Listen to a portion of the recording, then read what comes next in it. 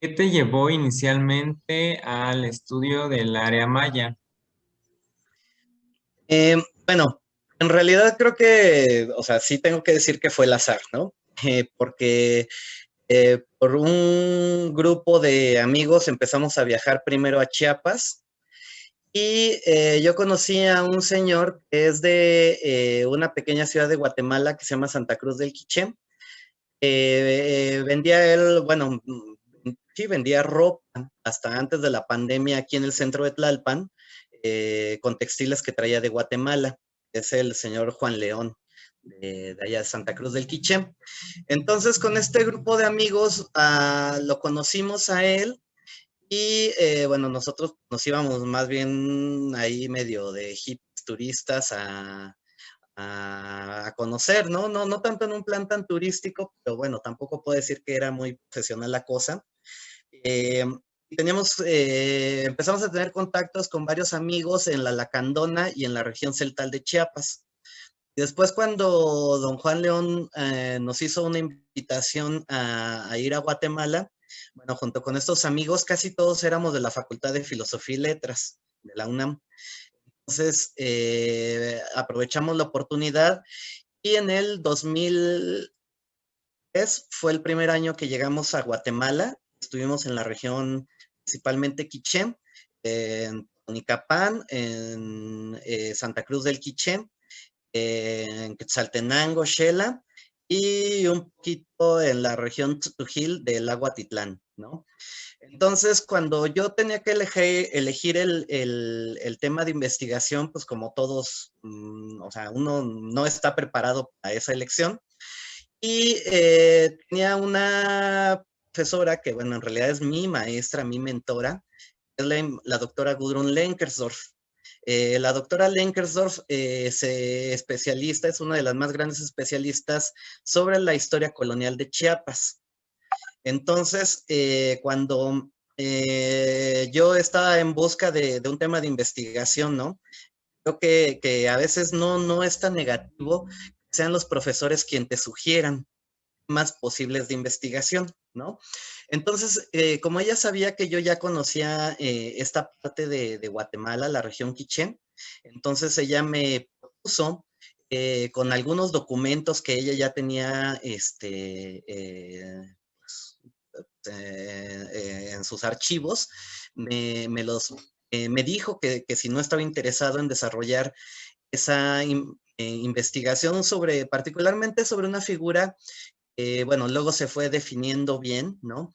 Que es la Protectoría de Indios, que es una institución colonial que se estableció del siglo XVI y que, bueno, duró durante toda la época colonial, ¿no? Hasta el siglo XIX, ¿no? Incluso hubo cierta continuación en algunos casos, ¿no? Por ejemplo, en Guatemala, ya el Estado Nacional, ¿no?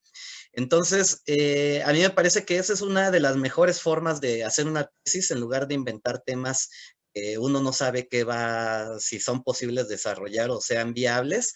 Eh, Siempre es mejor empezar con el material del que se dispone, ¿no? Así también igual me pasó con la tesis de maestría, con la de doctorado, ¿no? Ahí ya me había quedado claro que es mejor siempre empezar con fuentes y a partir de esas fuentes problematizar y que es una de las cosas que yo ahora les sugiero a mis estudiantes, ¿no? Pero, por supuesto, para mí fue en ese momento importante esta ayuda. Entonces, sí, por una parte, entrelazar o sea, no lo puedo denominarlo de otra manera el haber llegado al área maya, pero por otra parte, pues gracias al apoyo de la doctora Lenkersdorf, que fue que inicié el estudio ya formalmente del área maya y que, bueno, yo me he especializado sobre todo en la época colonial, aunque hago cuestiones desde la época antigua hasta, bueno, mi trabajo doctoral ahora ya más bien está, pues ahí una vinculación muy estrecha entre con la etnografía, ¿no? Más bien ahora ya he hecho sobre todo trabajo etnográfico, ¿no? Aunque sin descuidar la parte de investigación documental, ¿no? Me suena muy interesante que menciones que te enfocas más en la parte de la época colonial, ¿no? Entonces, me imagino que pues has leído muchas crónicas, ¿no? Acerca de pues de ese periodo, ¿no? Sí, pues más bien tuve que leer todas, ¿no? No completas, pero tienes que conocerlas todas, ¿no?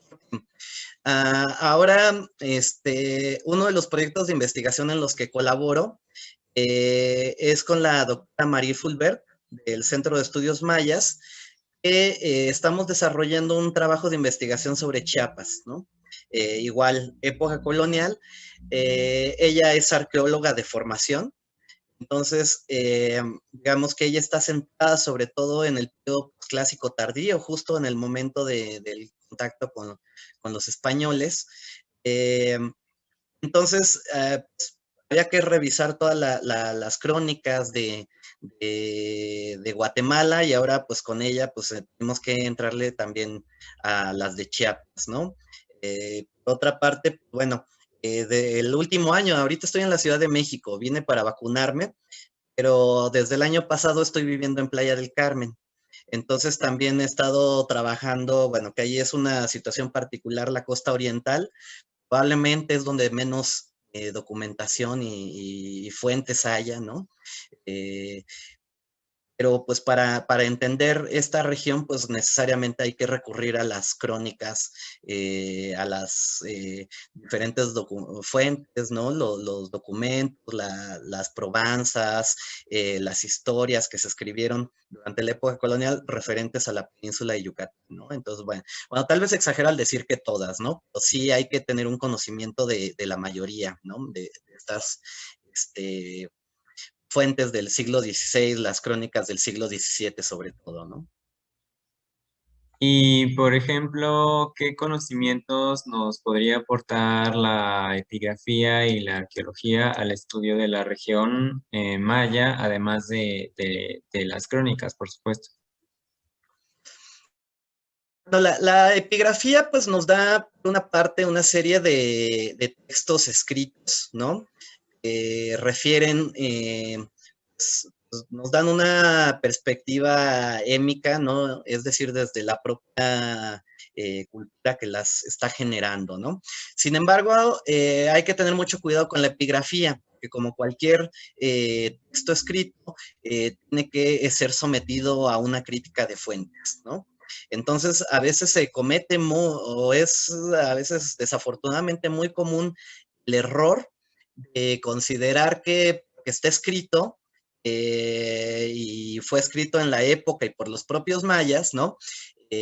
Ya es la verdad, ¿no? O están contenidos en estos textos la verdad, lo cual sabemos que cualquier documento de cualquier cultura, de cualquier región del mundo, no solo del área maya o de Mesoamérica, tiene que ser sometida a esta crítica, ¿no? Entonces, por ejemplo, en alguna ocasión había una crítica muy importante a los textos epigráficos, por ejemplo, de Palenque, ¿no? Que refieren, por ejemplo, a Quinich Pacal, que bueno, eso fue uno de los más importantes señores sagrados, Cujula Jau de Palenque, y que la evidencia que nos daba por ejemplo, la antropología física o la arqueología no correspondía necesariamente con lo que estaba plasmado en los textos, ¿no?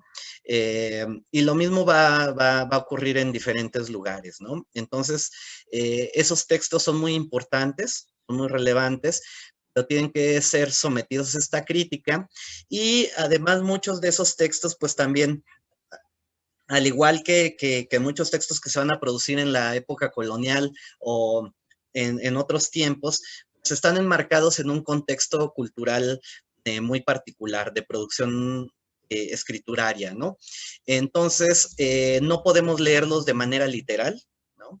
Sino que hay que tener muy en consideración toda la cultura desde la que se está produciendo, ¿no? No solo en términos de veracidad, ¿no? Sino también hay una importante influencia del lenguaje poético, ¿no? O lenguaje metafórico.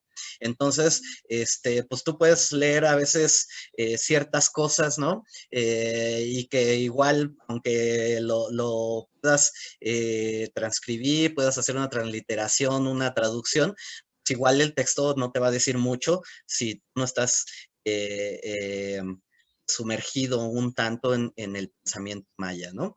Pero sin duda, contar con textos epigráficos nos permite también en parte en consideración con los textos que se produjeron en otra época, pues, conocer, ¿no? Conocer algunos pues, datos, ¿no?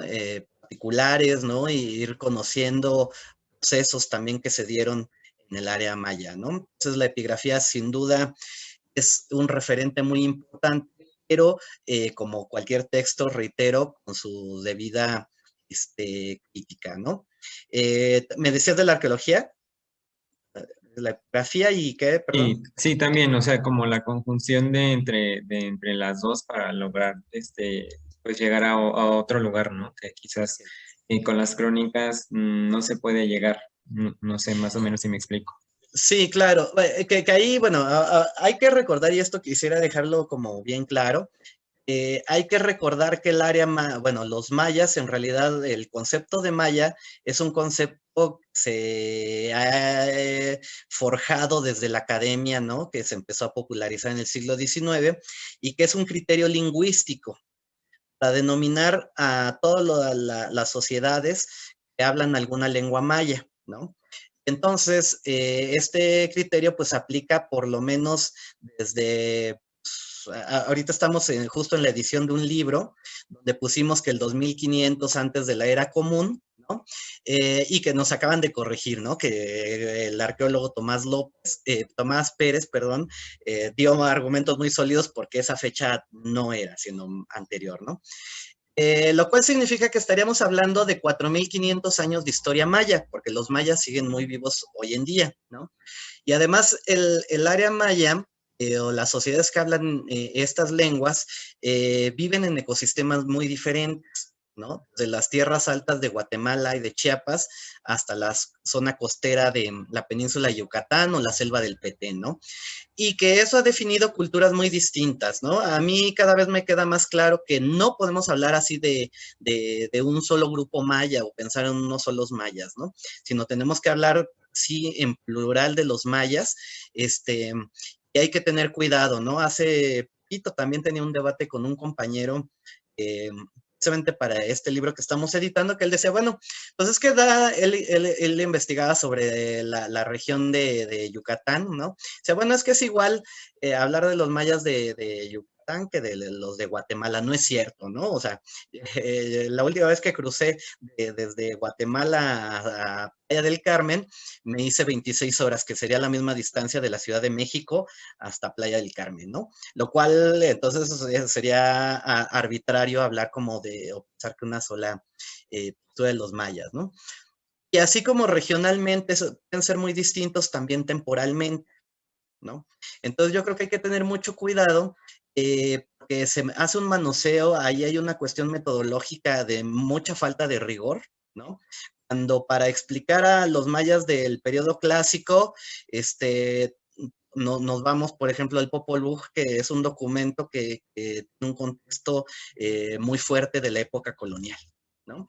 Entonces, ciertamente hay ahí toda una cosmovisión, todo un sistema de pensamiento que ciertamente viene desde épocas más antiguas que comparten con otros mayas, pero hay que ser más riguroso, ¿no? Entonces, el trabajo arqueológico, por supuesto, junto con el trabajo epigráfico, con la antropología física, con la geografía, también con los estudios lingüísticos, ¿no? O sea, tienen que ser necesariamente trabajos interdisciplinarios para estudiar no solo el caso de los mayas, sino me parece toda Mesoamérica, hay que poner en diálogo todas estas diferentes disciplinas, ¿no? Entonces, la arqueología, pues, por supuesto, el estudio de la vida material, ¿no? Nos da muchísima información para estos momentos donde no tenemos fuentes escritas, ¿no? pero que incluso a veces a mí me parece que la arqueología, como no tiene este sesgo que a veces tienen los textos escritos, ¿no? De que ya decimos, porque está escrito, ¿no? O sea, privilegiamos siempre lo escrito respecto a otras formas de conocimiento del pasado, ¿no? Nos da datos, nos da información muy precisa, ¿no? O sea, es totalmente necesaria para conocer no solo la vida antigua, ¿no? O sea, pienso, por ejemplo, en los mayas Cruzov, ¿no? Tenemos ciertamente las cartas de ellos escritas durante el siglo XIX, pero que también los estudios, por ejemplo, arqueológicos nos ayudarían a entender muchísimo este proceso, ¿no? O en el caso de este trabajo que estamos haciendo para el siglo XVI en el caso de Chiapas, ¿no? Ejemplo, ¿no? Cuando se empezaron a hacer estudios en la parte de la depresión central de Chiapas, por donde hoy estaría Chiapa de Corzo, Tuxtla Gutiérrez, ¿no? Pero bueno, hay otros pueblos, pues empezó a encontrar cerámica que no solo era cerámica maya, sino en una sola asentamiento había, por ejemplo, cerámica zoque, cerámica chiapaneca, ¿no? Entonces, bueno, esto contrastándolo y complementándolo con las fuentes escritas, pues, nos dimos cuenta, ¿no? Algo que nunca habíamos querido ver a partir del siglo XVI, que los frailes establecieron las glotonimias, es decir, el estudio de los mayas, ¿no? O de los celtales, o de los quichés, ¿no? O de los nahuas, ¿no? Sabemos que, por ejemplo, pues, o sea, echar en el mismo saco a los mexicas y a los tlaxcaltecas, ¿no? Es súper arbitrario. O pensar que los tlaxcaltecas eran nahuas, pues tampoco es cierto, ¿no? Era una comunidad importante otomí, fueron los primeros, de hecho, que se enfrentaron con los españoles, ¿no? O sea, eran tlaxcaltecas otomíes. Entonces, este sesgo se nos quedó a partir de las glotonimias que establecieron los frailes, que fue un método, de cierta manera, para clasificar a los pueblos indígenas y que a ellos les servía para el tema de la evangelización, ¿no? Tenían que partir de la lengua para el proceso de cristianización, ¿no? Entonces, pues esto ha quedado bien arraigado en el estudio de las ciencias sociales o las disciplinas como la historia, la antropología, la arqueología, ¿no? Entonces, por ejemplo, en estos estudios, pues, cuando encuentran vestigios materiales que pudieran corresponder a diferentes pueblos, empieza uno a preguntarse qué pasó. Y luego cuando encontramos documentación de un pueblo, por ejemplo, nosotros estudiamos un litigio que había entre Chiapa y Sinacantán en el siglo XVI, pues entonces vamos descubriendo que en realidad son entidades multiétnicas. Eso parece ser la regla en toda Mesoamérica, ¿no? Entonces ahí la arqueología nos da la evidencia material, ¿no? Para ir pues, correlacionando esta información que tenemos en las fuentes escritas, ¿no? Y la evidencia material siempre va a ser muy importante, ¿no? O sea, para, digamos, decirlo de manera coloquial, para llenar los huecos que no nos dan las otras disciplinas, ¿no? Pero que en realidad, pues no son como de apoyo a la historia, ¿no? O son de apoyo para la historia en la medida que la historia es de apoyo para la arqueología, ¿no? O sea, más bien, ahí tenemos que quitarnos el historiocentrismo, ¿no? Y darnos cuenta que en realidad son diálogos que se van estableciendo, ¿no?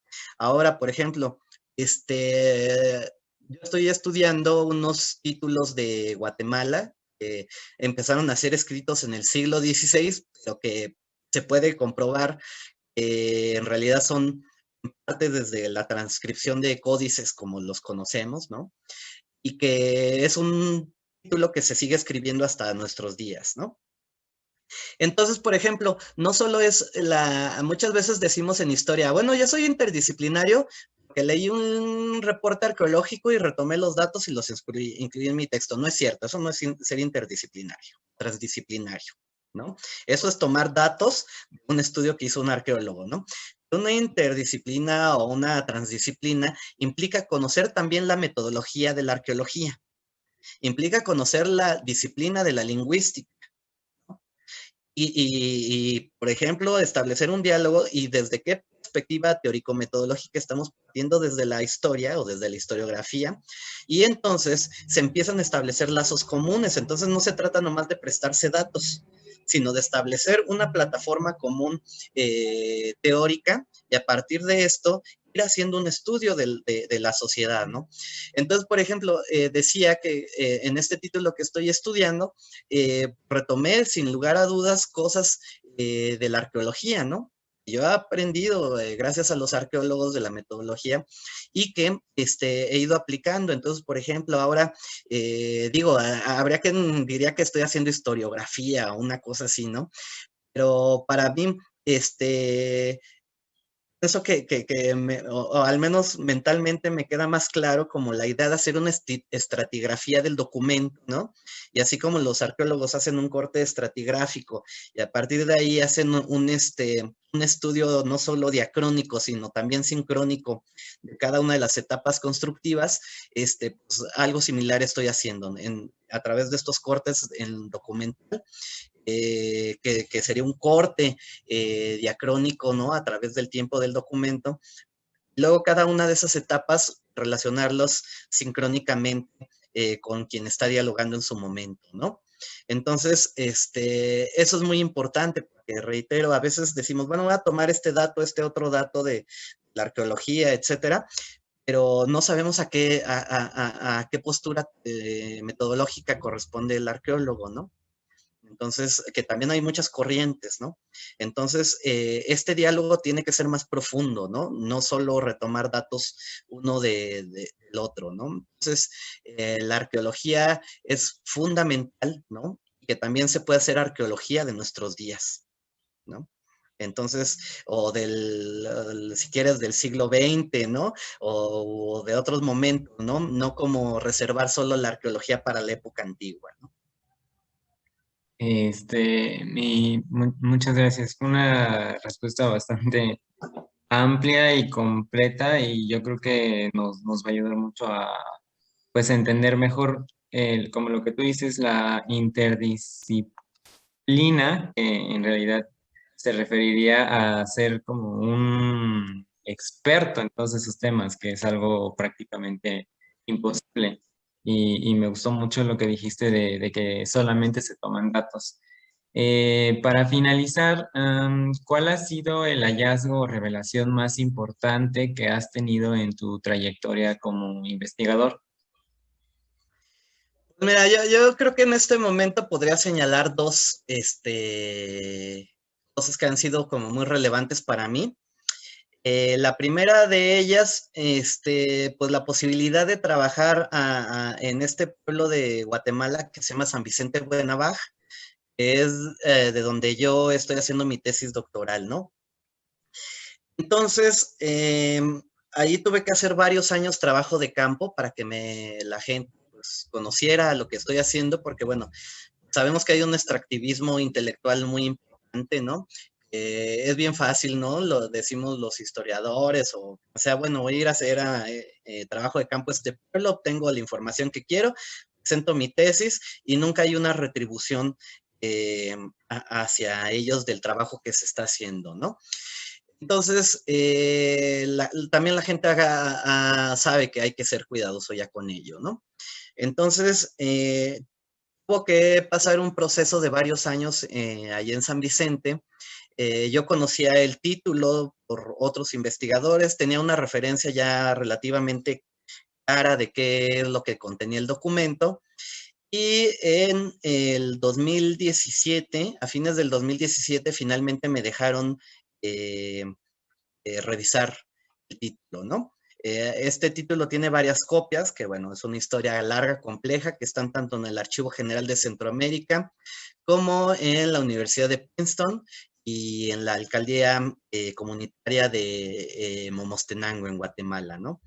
Entonces, cuando me dejaron ya revisar el documento, pues fue yo creo que uno de los días más felices de mi vida profesional, ¿no? Que además tuvo que pasar por el consenso de todas las autoridades de las diferentes instituciones ahí dentro del propio pueblo para que me permitieran hacerlo. Y digamos, a veces esto de descubrimiento puede sonar medio romántico, ¿no? Entonces, si lo vamos a tomar desde esa parte, ¿no? Yo necesitaba comprobar la fecha en que fue escrito y elaborado ciertas partes del documento. Entonces, pues eso lo hice a través de las marcas de agua, ¿no? Que sabemos que el papel se vendía, que venía desde Europa y que pues había talleres donde se elaboraban este papel y cada taller ponía una marca de agua que identificaba de dónde era ese papel y que pues hay diferentes catálogos que nos permiten situar de dónde procede este papel, ¿no? O sea, a través de esas marcas de agua. Eh, entonces, yo me acuerdo que estaba tratando de ahí de ver y con mucho, mucho cuidado y una de las personas de las autoridades que estaba ahí conmigo, así sin bronca, encendió su celular, ¿no? Y le dio la luz y entonces, así como cuando en el billete, ¿no? Pues el billete y entonces la luz hizo que se viera la marca de agua, lo cual, pues fue así como de, ¿no? Casi de Indiana Jones, una cosa así muy romántica, ¿no? Que solo me dio un pequeño dato sobre el documento, ¿no? Entonces, en realidad ese fue yo creo que uno de los días más relevantes de mi vida profesional, ¿no? Poder situar con mayor precisión la fecha, diferentes fechas en que fue elaborado este documento y que es parte fundamental en mi tesis. Y lo otro fue un documento que, bueno, ya había sido presentado por varios autores como Heinrich Berlin, Carlos Navarrete, ¿no? Que es un documento que se conserva en el Archivo General de Centroamérica en Guatemala, el famoso título de Chiapa. Luego de llevar a cabo una investigación pues de algún tiempo, nos dimos cuenta que en realidad no era un título, ¿no? Sino en realidad era un fragmento de un litigio que había habido entre Chiapa y Sinacantán, ¿no? Entonces, pues en el archivo, pues encontrar la documentación con la que está dialogando este texto, darte cuenta pues, ahora sí que ver los otros expedientes que conformaban uno solo, ¿no? También yo creo que ha sido muy relevante y que junto con la doctora Fulbert pues, fue el primer o el material básico para iniciar parte de la investigación que ella está llevando a cabo sobre el Valle del Jovel, ¿no? Hoy en día San Cristóbal de las Casas, o bueno, donde está San Cristóbal de las Casas, ¿no? Sí, yo creo que esas serían como las cosas más relevantes, ¿no? Pero, pues, tanto en el General de Indias como en el General de Centroamérica o en los archivos locales, pues, cualquiera a veces un documento que puede ser no muy espectacular, porque resuelve una duda que tenías, creo que ya es como un gran descubrimiento para uno, ¿no? En el Archivo General de Centroamérica supongo que están todos los documentos de la era colonial. No sé si también los de los primeros años de vida republicana, desde la región de Chiapas, que antes era América, hasta lo que hoy es Costa Rica. ¿Es correcto? Así es. De hecho, hay cosas interesantes. Bueno, precisamente qué bueno que lo señalas, ¿no? Que siempre hay un error común. De hecho, si uno pone la Nueva España y busca un mapa en Google, te aparece desde Nuevo México hasta Colombia, lo cual es mentira, ¿no? O sea, la Nueva España no era todo eso. Ahí en Centroamérica tenemos el Reino de Guatemala y Chiapa y el Soconusco formaron parte de él, ¿no? Entonces, sí, toda la documentación está ahí hasta, sí, como dices, hasta inicios de la época republicana, en el caso de Chiapas, ¿no? Del resto de las provincias del reino, como puede ser, sí, Costa Rica, Nicaragua, El Salvador, hay documentación que puede llegar a más tiempo dependiendo del momento que ya se separan definitivamente. Pero incluso varias documentación con la que hemos trabajado sobre Chiapas, eso es muy interesante, porque, por ejemplo, en los años de 1870, cuando ya está plenamente separado Chiapas de Guatemala, tenían que ir a certificar su documentación a Guatemala. Entonces, esta documentación tiene sellos, ¿no? O los elementos que la certifican a la década de 1870, ¿no? muy interesante porque, bueno, ya corresponde a jurisdicciones claramente diferenciadas, ¿no? Entonces, se puede encontrar ahí, en el caso de la documentación de Guatemala, hay documentación incluso del siglo XX, ¿no? En el Archivo General de Centroamérica. Pues la verdad me pareció muy interesante todo lo que me acabas de decir y me llevo mucho pues conocimiento, sobre todo en lo que ya te había mencionado de la parte de la interdisciplina, ¿no? Que no se puede llegar a una interdisciplina a pesar de lo que tanto se menciona, ¿no? Desde el principio pues de la carrera, ¿no? Que insisten en esto, pero pues es verdad que hay conocimiento que está fuera de nuestro alcance. Y pues te doy las gracias por concederme este tiempo